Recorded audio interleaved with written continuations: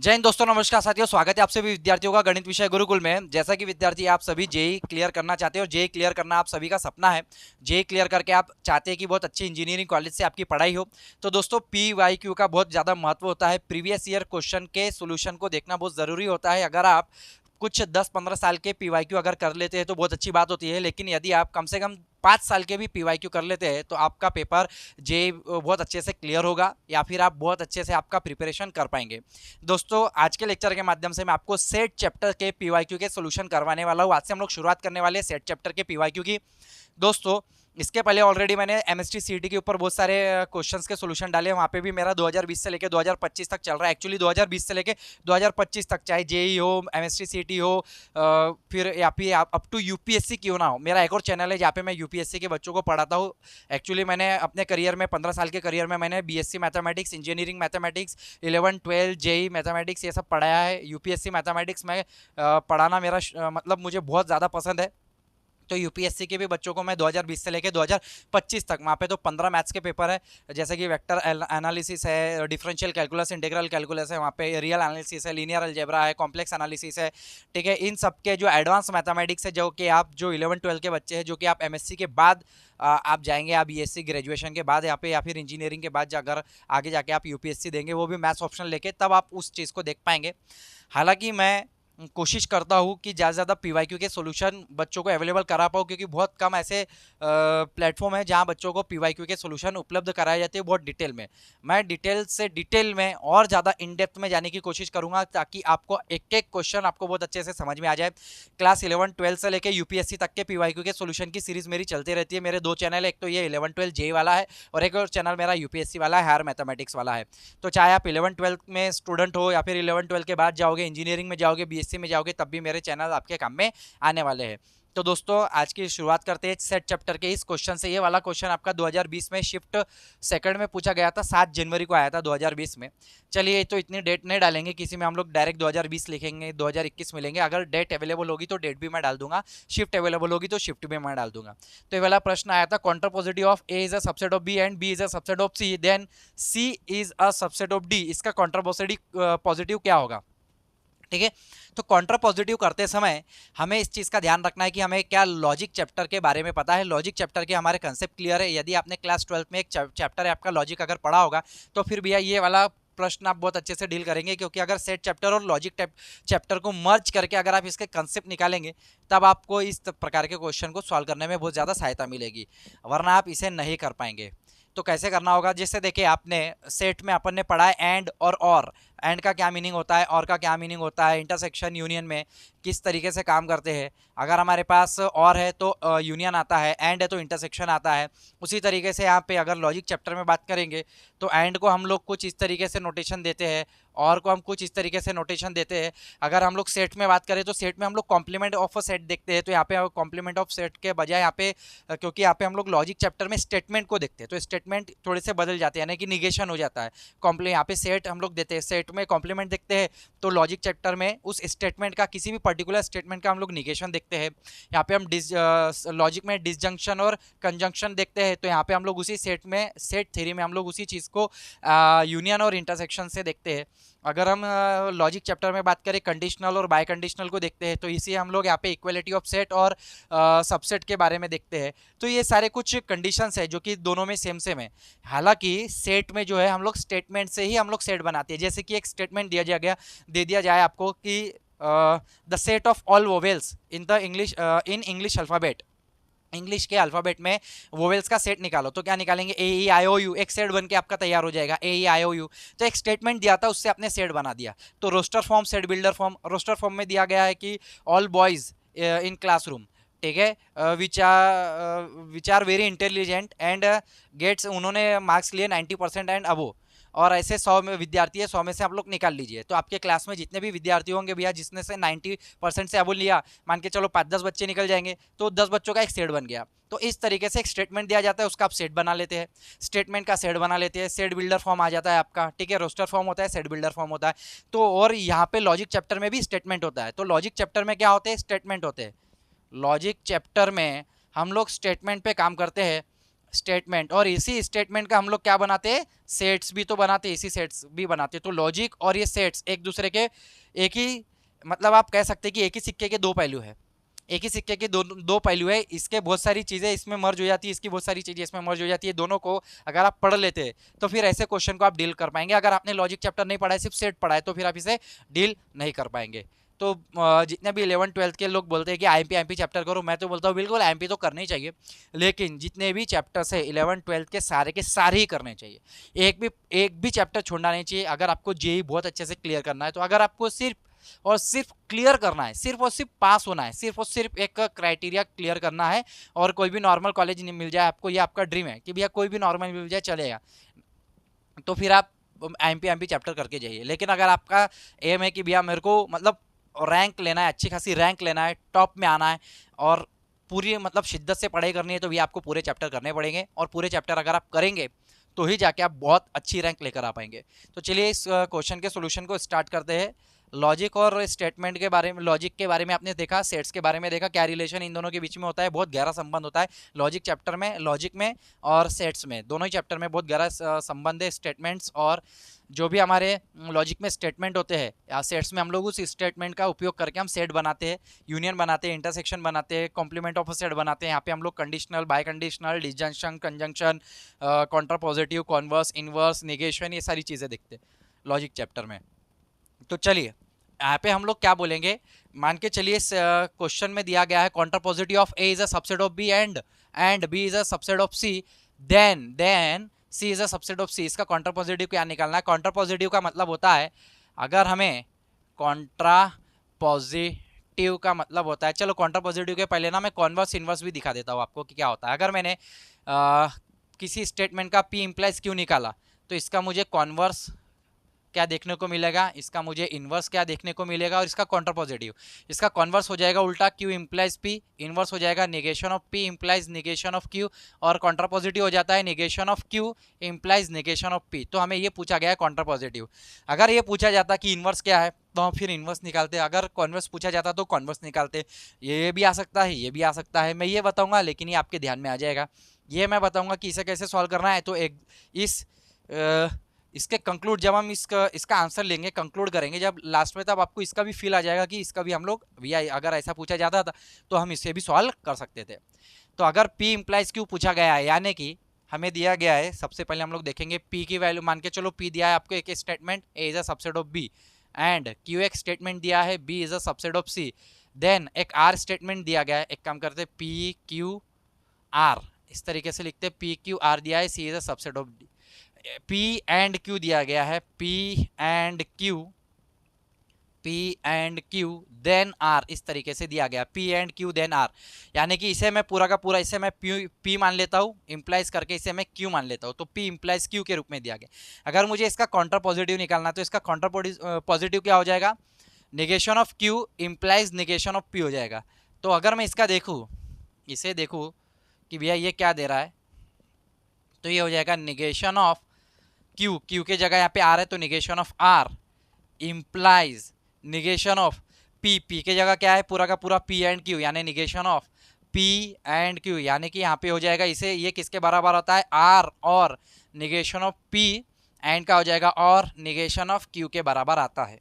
ठीक है, चाहे तो आप इसे ब्रैकेट में रखें या नहीं रखा तो भी चलेगा, ये इसके बराबर आता है। लेकिन आपको ये कंफ्यूज होगा कि सर ये जो निगेशन ऑफ आर, ये कैसे क्या हट गया, ये जो देर इंप्लाइज का साइन था ये और में कैसे क्या बदल गया, फिर ये तो निगेशन ऑफ पी, ठीक है, निगेशन लग गया तो निगेशन ऑफ पी हो जाएगा, एंड का और हो जाएगा निगेशन ऑफ क्यू हो जाएगा, ये तो समझ में आ गया।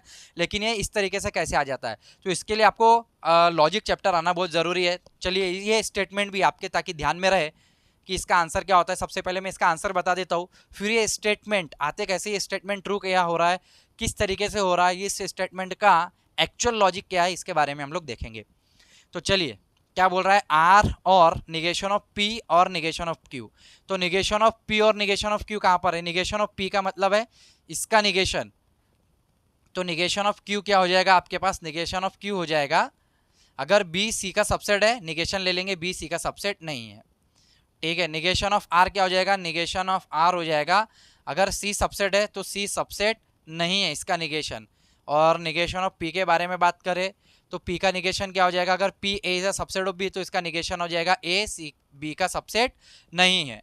तो negation of P, negation of Q, negation of R आपने निकाल लिया। ठीक है, निगेशन R हम लोगों ने निकाल लिया।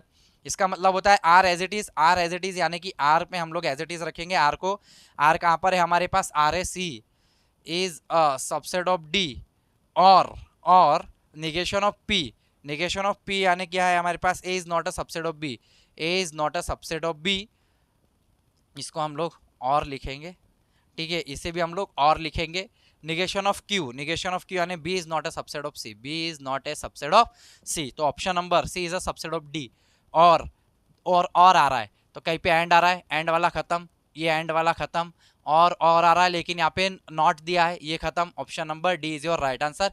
ऑप्शन नंबर डी में हमें दिखाई दे रहा है C is a subset of D और C is a subset of D और A is not a subset of B और B is not a subset of C.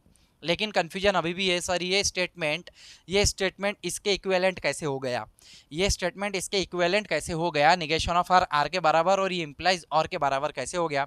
तो इसे देखने के लिए हमें लॉजिक चैप्टर में जाना होगा और लॉजिक चैप्टर के कंसेप्ट को समझना होगा।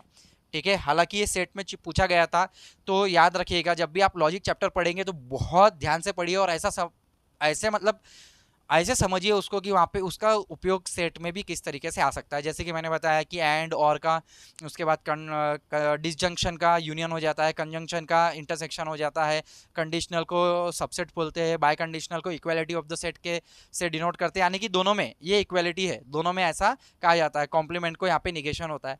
तो ये सारी चीज़ें आपने ध्यान में रखना है। तो चलिए, ऑप्शन तो हमारा आ गया, लेकिन ये प्रूफ कैसे होता है, ये किस तरीके से प्रूफ हुआ, थोड़ा सा हम लोग यहाँ पे नज़र डालेंगे कि एक नज़र डालेंगे। यहाँ पे टेबल बना लेता हूँ मैं। ठीक है, क्योंकि ये आपके दिमाग में आधा अधूरा रहेगा ये सॉल्यूशन का, तो सॉल्यूशन का मतलब ही क्या रहेगा। तो सॉल्यूशन को हम लोग बहुत डिटेल में देख रहे हैं। अगर मैं पी क्यू आर, तीन स्टेटमेंट दिए गए हैं मेरे पास, पी, तो पी यहाँ से शुरुआत नहीं करता हूँ, थोड़ा सा यहाँ से शुरुआत करूँगा क्योंकि मुझे थोड़ा सा ज़्यादा स्पेस लगने वाली है। पी क्यू आर तीन स्टेटमेंट है, negation of P, negation of Q, negation of R रहेगा, negation of P, negation of Q, negation of R रहेगा, पी एंड क्यू रहेगा, पी एंड क्यू रहेगा, negation of P and Q रहेगा, उसके बाद negation of P और negation of Q रहेगा, उसके बाद negation of R implies negation of P and Q रहेगा, और लास्ट में रहेगा आपका आर और निगेशन ऑफ पी और निगेशन ऑफ क्यू रहेगा लास्ट में। खैर, ये तो कॉन्वर्स इन्वर्स आपको समझ में आ गया है, कॉन्ट्रा पॉजिटिव क्या होगा, किस तरीके से स्टेटमेंट का कॉन्वर्स होना चाहिए, इन्वर्स होना चाहिए, कॉन्ट्रा पॉजिटिव होना चाहिए। अब हमारे पास एक और टेबल दिया जाता है, छोटा सा एक टेबल मैं यहाँ पे एक्स्ट्रा का निकाल रहा हूँ जो कि आपके ध्यान में रहना चाहिए। अगर मेरे पास दो स्टेटमेंट है P एंड Q, तो क्या होता है, टी टी एफ एफ होता है मेरे पास, T T F F, T F T F. इसका अगर मैं P एंड Q ले लूँगा, एंड ले लूँगा, या इसका और ले लूँगा, ठीक है, इसका P इम्प्लाइज Q ले लूँगा, और लास्ट में इसका हम लोग ले लेंगे P डबल इम्प्लाइज Q ले लेंगे। तो हम लोग देखेंगे यहाँ पे ये टी ट्रिपल एफ होता है, ये एफ ट्रिपल टी होता है, ये तो फॉर्मूले आपको ध्यान में रखना है। ठीक ठीक, एंड का क्या होता है, और का क्या होता है, इम्प्लाइज के लिए क्या होता है, टी एफ टी टी होता है, यहाँ पे टी एफ एफ टी होता है, इस तरीके से होता है। तो इसका उपयोग, अगर ये हमारे पास लर्न है तो इसका उपयोग करेंगे हम लोग ये सारी चीज़ें निकालने के लिए। टी, अगर यहाँ पे तीन स्टेटमेंट है तो ये 4 बार आ जाएगा, T T T then F F F F, 1 2 3 4, यहाँ पे T T F F T T F F आ जाएगा, यहाँ पे आ जाएगा टी एफ एफ, यहाँ पे आ जाएगा टी एफ एफ, यहाँ पे आ जाएगा निगेशन ऑफ पी, बस इसका उल्टा 4 बार एफ, 1 2 3 4, 1 2 3 4 टी आ जाएंगे यहाँ पे। उसके बाद यहाँ पे F F T F F T, इस तरीके से आएगा हमारे पास। इसका निगेशन क्या हो जाएगा, F T F F F T F T, इस तरीके से हो जाएगा। पी एंड क्यू हमारे पास पता है टी टी का टी होता है, बाकी सब एफ होते हैं, तो P and Q T T, ये पहले दो टी रहेंगे, बाकी सब एफ हो जाएगा, 1 2 3 4 5 6, इस तरीके से एफ हो जाएगा। इसका निगेशन यानी क्या हो जाएगा, एफ एफ बाकी सब टी टी, 1 2 3 4 5 6 इस तरीके से। निगेशन ऑफ पी और निगेशन ऑफ क्यू, अब इन दोनों में और लगाना है। और में क्या होता है कि एफ एफ का एफ होता है, बाकी सब टी होते हैं, तो यहाँ पे एफ एफ का एफ होगा, ठीक है, एफ एफ का एफ होगा, ठीक है, बाकी सब यहाँ पे क्या हो जाएंगे, टी हो जाएंगे, यानी कि इसके जैसे आ जाएंगे, T T T T T आ जाएंगे। अब negation of R implies negation of P and Q लेकर जाना है आपको। Negation of P and Q यहाँ पर है, negation of P and Q, और ये है आपका निगेशन ऑफ आर। अगर इंप्लाइज की बात करेंगे हम लोग तो सिर्फ टी एफ एफ होता है, बाकी सब टी होते हैं, तो यहाँ पे ये हो जाएगा आपका F, sorry F T T होता है यहाँ पे, ठीक है, एफ टी टी हो रहा है यहाँ पे, तो ये हो जाएगा आपका टी हो जाएगा, टी टी टी हो जाएगा, यहाँ पे एफ एफ भी टी टी हो जाएगा।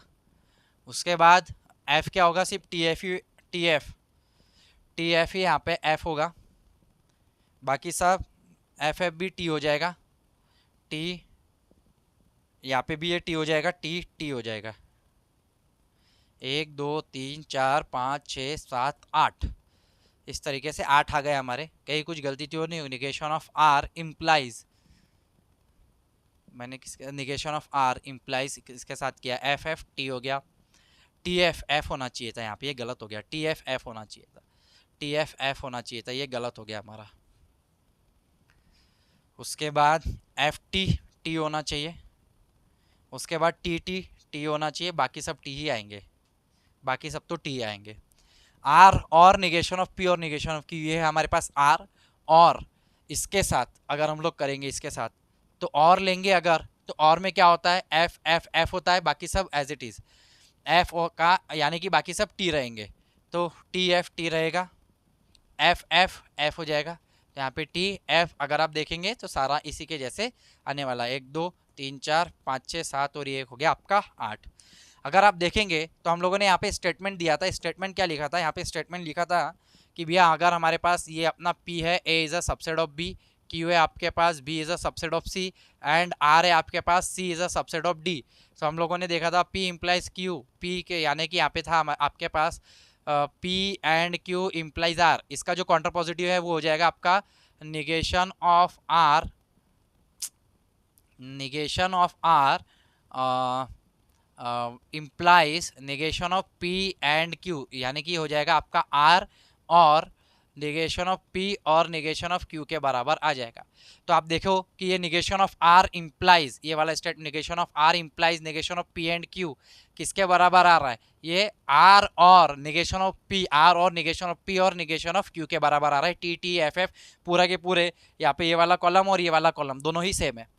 तो ये वाला स्टेटमेंट और ये वाला स्टेटमेंट दिखने में अलग है लेकिन दोनों ही सेम है, दोनों की वैल्यू सेम आ रही है। तो इस तरीके से मैंने आपको ये प्रूफ करके बताया कि ये दोनों स्टेटमेंट एक जैसे क्यू है, ये इक्विवेलेंट क्यू है। तो अगर ये मेरे पास है तो आर की वैल्यू क्या है मेरे पास, C is a subset of D, R की वैल्यू है C is a subset of D, और पी का निगेशन यानी ए इज नॉट अ, यहाँ पे हो जाएगा आपका, और A is not a subset of B, और यहाँ पे निगेशन ऑफ क्यू यानी कि यहाँ पे बी इज अ सबसेट है तो इसका निगेशन क्या हो जाएगा, B is not a subset of C. तो ऑप्शन नंबर यहाँ पे आपका डी नजर आएगा। तो इस तरीके से इस एग्जाम्पल को सॉल्व करना है। लॉजिक चैप्टर ध्यान में है, सेट चैप्टर ध्यान में है, सेट की प्रैक्टिस हो चुकी है, लॉजिक चैप्टर की प्रैक्टिस हो चुकी है, तो भैया आप आसानी से ये वाले क्वेश्चन को डील करेंगे। यदि आपके पास ये बेसिक नॉलेज नहीं है, कंसेप्ट क्लियर नहीं है, तो फिर आप इसे कर नहीं पाएंगे, 4 नंबर आपके चले जाएंगे। तो आई होप ये वाला एग्जाम्पल आपको बहुत अच्छे से समझ में आया होगा। इसके बाद सेकंड एग्जाम्पल लेते हैं, बहुत मज़ेदार एग्जाम्पल है जिसमें हम लोगों को इंटरवल के बारे में बात करनी है। बहुत खास एग्जाम्पल है, बहुत ही प्यारा एग्जाम्पल है, मुझे मज़ा आती है वैसे एग्जाम्पल को सॉल्व करने में, और आपके कंसेप्ट को दूर करने में जो मज़ा है, जो फील है मैथमेटिक्स को पढ़ाने का, जो मतलब मज़ा है वो अलग ही चीज़ है। तो एग्जाम्पल नंबर 1 हो गया। एग्जाम्पल नंबर 2 हम लोग देखेंगे, बने रहेंगे वीडियो के अंत तक। चलिए दोस्तों, अब एग्जाम्पल नंबर 2 ये वाला पूछा गया था 2020 में 9 जनवरी में, शिफ्ट 2 में ही पूछा गया था। यहाँ पे मैंने शिफ्ट नहीं लिखा है, शिफ्ट 2 में पूछा गया होगा, ठीक है। तो कुछ क्वेश्चन इस तरीके से पूछा गया है। क्वेश्चन क्या बोल रहा है, A equal to X such that, सारे के सारे एक्स कहाँ से आ रहे हैं, यानी कि सेट बन रहा है हमारा। सेट कहाँ से, वो सारे एक्स जिसका मॉड 2 से छोटा है, और बी नाम का एक सेट दिया गया है, वो एक्स सच दैट, सारे के सारे एक्स जो कि एक्स माइनस 2 का mod greater than equal to क्या है आपके पास 3 है। तो सबसे पहले ये सेट को तो डिकोड करना पड़ेगा, इस सेट को सॉल्व करना पड़ेगा कि सेट किस तरीके से दिए गए, क्या सेट की कहानी है, सेट क्या कहना चाहते हैं, पहले ये तो समझ ले। ए नाम का सेट दिया गया है, x such that mod x less then 2 दिया गया है। अगर मॉड को हम लोग खोलेंगे, मॉड एक्स लेस देन अगर 2 दिया है, मॉड को अगर हम लोग खोलेंगे तो ये plus minus x less then 2 होता है। एक्स लेस देन 2, एक बार एक्स पॉजिटिव लेस देन 2, एक बार एक्स निगेटिव लेस देन 2, यानी कि हम लोग बोलेंगे निगेटिव एक्स लेस देन 2। अगर हम लोग इनइक्वालिटी चेंज करेंगे तो x ग्रेटर देन -2 हो जाएगा। अगर x -2 से बड़ा है, कहने का तात्पर्य -2 x से छोटा है, -2 is less than x, and हमारे पास दिया है x less then 2, x less then 2। Therefore हमारे पास ये जो सेट बनेगा, a नाम का जो सेट बनेगा वो क्या बनेगा, -2 से 2 वाला सेट बनेगा। और इसे हम लोग इस तरीके से लिख सकते हैं, a हमारा सेट बनेगा x such that x belongs to -2 open bracket 2। अच्छा, अब ओपन ब्रैकेट और क्लोज ब्रैकेट क्या होता है एक बार समझ लो। वैसे तो आप सभी विद्यार्थियों को आता ही होगा, क्योंकि आप पीवाईक्यू के सॉल्यूशन देखने आए हैं, तो आपको सेट की आपने पढ़ाई कर ली होगी, बाकी के सारे आपके चैप्टर्स क्लियर हो चुके होंगे। फिर भी अगर ए और बी, ये आपका ए और बी है, अगर ये क्लोज्ड है तो इसके बीच के सारे एक्स, इसके बीच के सारे एक्स, यानी इसे हम लोग बोलते हैं A less than equal to x less than equal to B, यानी एक्स बिलोंग कर रहा है क्लोज इंटरवल में। ए और बी यहाँ पे इंक्लूड है, ए और बी को इंक्लूड किया गया है। अगर हम लोग इस तरीके से लिखेंगे ए ओपन बी ओपन, ए और बी और इसके बीच के सारे एक्स, ये सारे के सारे एक्स, यानी एक्स बिलोंग कर रहा है ए से बी के बीच में, यहाँ पे ओपन है, ए और बी ओपन यानी एक्सक्लूड है, यानी कि एक्स बिलोंग कर रहा है ओपन इंटरवल में, एक्स बिलोंग कर रहा है ओपन इंटरवल में। इस चीज़ का आपने ध्यान में रखना। और अगर ये क्लोज रहेगा, अगर ये क्लोज है और ये ओपन है, तो भैया हमारा a less than equal to x less than equal to B, यानी x बिलोंग करेगा क्लोज्ड a में, b के ओपन में, ठीक है। और अगर ये ओपन है और ये क्लोज है, ये आपका a है b है, यानी कि a less than equal to x less than equal to B, यानी x बिलोंग कर रहा है a ओपन से b क्लोज्ड में। इस चीज़ का आपने ध्यान में रखना है। ये कुछ इंटरवल की कहानी होती है, इसे आप ध्यान में रखेंगे कि कब ओपन होता है। ओपन यानी कि जहाँ पे हम ए और बी को अगर छोड़ दे, एक्सक्लूड कर देते, उसके सारे की सारी वैल्यू ले लेते हैं, तो ये सारा ओपन इंटरवल बन जाता है। ए और बी को अगर हम पकड़ ले, इंक्लूड करके चले, तो ये आपका क्लोज इंटरवल बन जाता है। बाकी सेमी क्लोज और सेमी ओपन, ये इस तरीके से आपको इंटरवल देखने को मिलते हैं। अगर हम लोग बी के बारे में बात करें तो बी में हमें दिया गया B x such that mod में x -2 greater than equal to 3 दिया गया है। तो इसको हम अगर डिकोड करेंगे, x -2 greater than equal to 3, यानी कि एक बार प्लस में एक बार माइनस में, x -2 greater than equal to 3, एक बार प्लस में लेंगे तो x -2 greater than equal to 3, और दूसरा क्या आ जाएगा -x -2 greater than equal to 3 आएगा। यानी कि यहाँ पे हम लोग -2 दोनों साइड +2 कर देंगे इनइक्वालिटी में, तो यहाँ पे क्या हो जाएगा x greater than equal to 5 हो जाएगा। यहाँ पे क्या आ जाएगा, इनइक्वालिटी चेंज, माइनस से मल्टीप्लाई करेंगे तो x -2 less than equal to -3 आ जाएगा। यानी -2 यहाँ पे दोनों साइड हम +2 से एडिशन कर लेंगे तो ये हो जाएगा x less than equal to -1। यानी कि ये वाला जो इंटरवल आया था आपका, a नाम का जो इंटरवल आया था, a नाम का इंटरवल आया था -2 से 2 में, -2 से 2 इस तरीके से इंटरवल आया था। ये वाला जो इंटरवल आया है, ये वाला आया है -1 से नीचे, -1 से नीचे, और यहाँ पे 5 से ऊपर, 5 को, अच्छा -1 लेस देन इक्वल टू है तो यहाँ पे क्लोज हो जाएगा, यहाँ पे एक क्लोज हो जाएगा। 5 से आगे ये जा रहा है इन्फिनिटी तक, ये जा रहा है -इन्फिनिटी तक।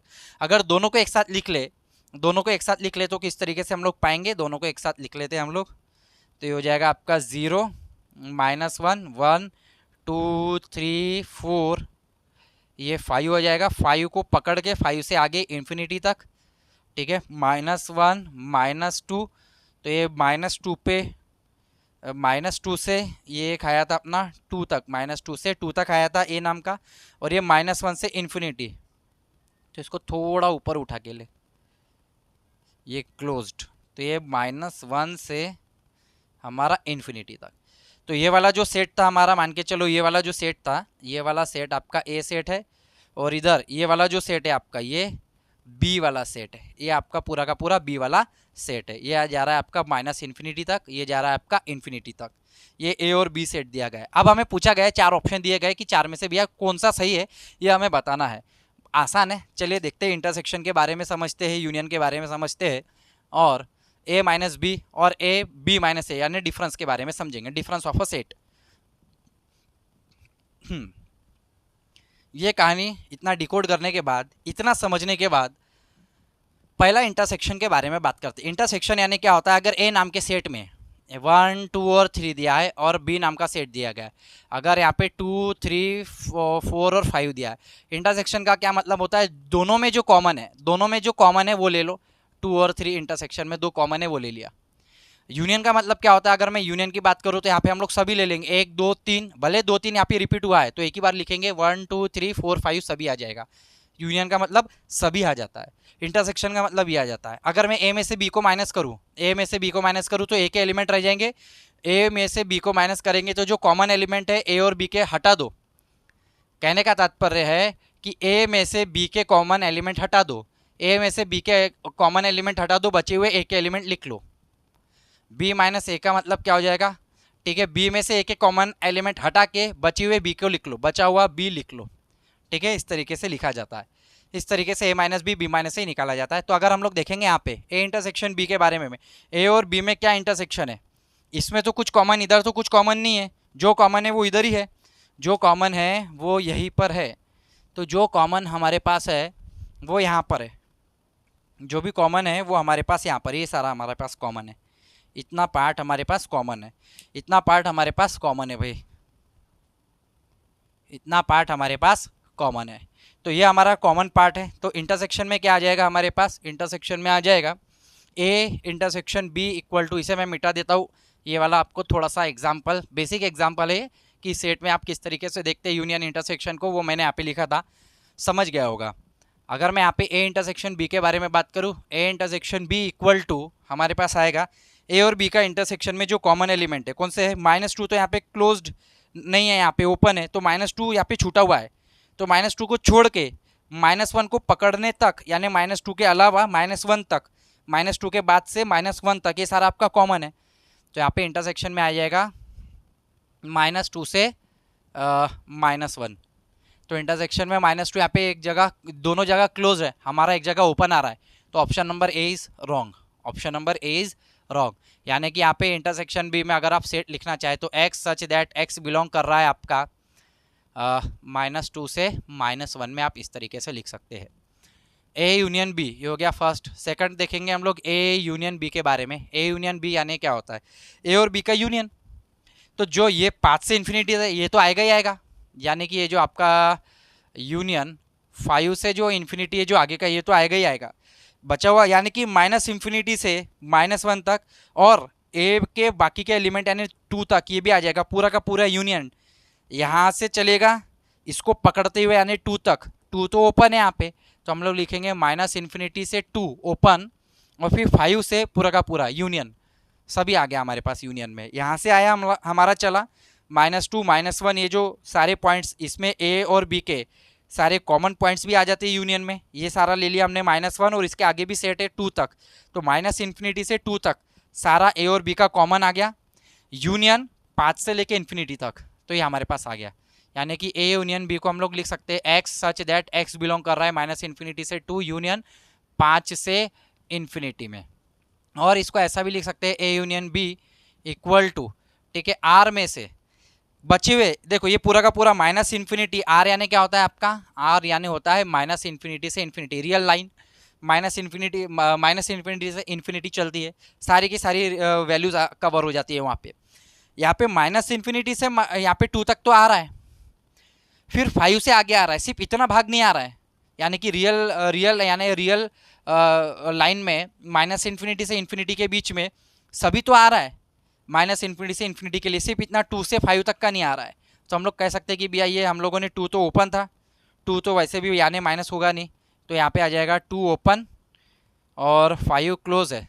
एक काम करेंगे, 2 नहीं है यानी 2 नहीं है, यानी यहाँ पे 2 आएगा क्लोज, यहाँ पे 2 नहीं है यानी 2 निकला हुआ है, और यहाँ से 5 पे ओपन आ जाएगा, 5 इंक्लूड है तो यहाँ पे 5 ओपन आ जाएगा। आर माइनस क्लोज, 2 पे क्लोज 5 पे ओपन, तो ऑप्शन नंबर बी भी गलत है, दोनों ओपन बता रहा है, option number B is wrong. Option number 3 के बारे में बात करेंगे, ए माइनस बी के बारे में। ए माइनस बी, तो ए माइनस बी का मतलब है ए में से, इस ए में से बी के कॉमन एलिमेंट हटा दो, बचा हुआ ए रहने दो। ए में से बी के कॉमन एलिमेंट हटा दो, ए और बी में जो कॉमन है उसको देख लो, तो ए और ए में से बी के कॉमन एलिमेंट हटा दो, बचा हुआ ए रहने दो। तो इतने तो कॉमन थे, अरे इतने तो कॉमन थे, ए में बचा हुआ क्या रह जाएगा, बचा हुआ क्या रह जाएगा, -1 भी हटेगा तो -1 से 2, तो इसमें क्या रह जाएगा, -1 से 2 हमारे पास रह जाएगा। 2 तो वैसे भी ओपन था, 2 तो इंक्लूड नहीं था, -1 से 2, यहाँ पे क्या आ रहा है, -1 पे क्लोज आ रहा है, ऑप्शन नंबर सी रॉन्ग। यानी कि a माइनस बी क्या आ जाएगा आपका x, such that x belong कर रहा है -1 से 2 पे, आ गया आपका a माइनस बी।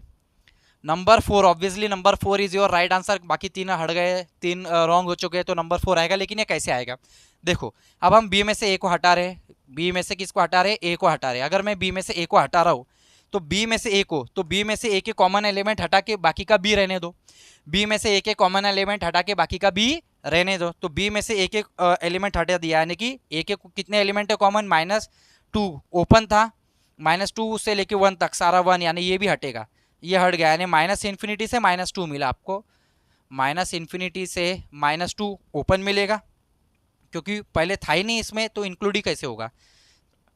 बचा हुआ एज इट इज रहने दो, यूनियन 5 से इन्फिनिटी, यानी कि इसे हम लोग लिख सकते हैं b minus A X such that x belongs to -infinity से -2 यूनियन 5 से इन्फिनिटी, यानी कि r माइनस, इसे हम लोग कह सकते हैं r माइनस इन्फिनिटी से, यानी कि प्लस इन्फिनिटी तक पूरा का पूरा r होता है। तो हमारे पास क्या है, -इन्फिनिटी से 2 तक है और फिर 5 से इन्फिनिटी, यानी कि हटा कितना है, -2 से 5 तक हटा है। तो -2 यहाँ पे ओपन है, तो यहाँ पे हो जाएगा क्लोज, -2 क्लोज से 5 ओपन तक, 5 ओपन तक, -2 ओपन, अच्छा -2 यहाँ पे ओपन लिख दिया, -2 ओपन, यहाँ पे -2, यहाँ पे हमारा क्लोज आएगा, सॉरी यहाँ पे हमारा क्लोज आएगा, क्लोज्ड, यहाँ पे -2 ओपन से 5 ओपन तक ही आएगा, बराबर है, ठीक है। तो हमने बी में से ए के कॉमन पार्ट हटा, ए का कॉमन पार्ट क्या था, यहाँ पे -2, यहाँ पे -2 तो था ही नहीं, तो हटाएंगे कैसे बी में से, जब ए में -2 है ही नहीं तो हटाएंगे कैसे, तो बी में तो -2 रहेगा ही रहेगा, तो बी में से -2 रहेगा ही रहेगा, ठीक है। बाकी यूनियन 5 से इन्फिनिटी तक एज इट इज रहेगा। तो अगर मैं देख रहा हूँ कि मेरे पास -इन्फिनिटी से -2 तक है और फिर 5 से है, तो -2 से बचा हुआ 5 तक, यानी कि -2 ओपन से 5 ओपन तक आर में से हटेगा, यानी कि ये आपका करेक्ट आंसर हो जाएगा।